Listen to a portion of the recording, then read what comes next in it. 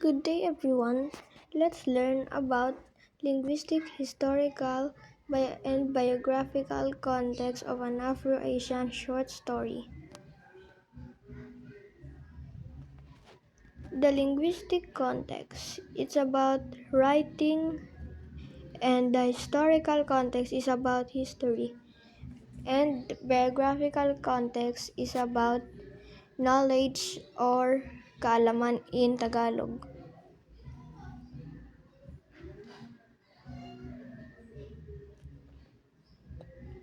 Number 1. Explain historical context.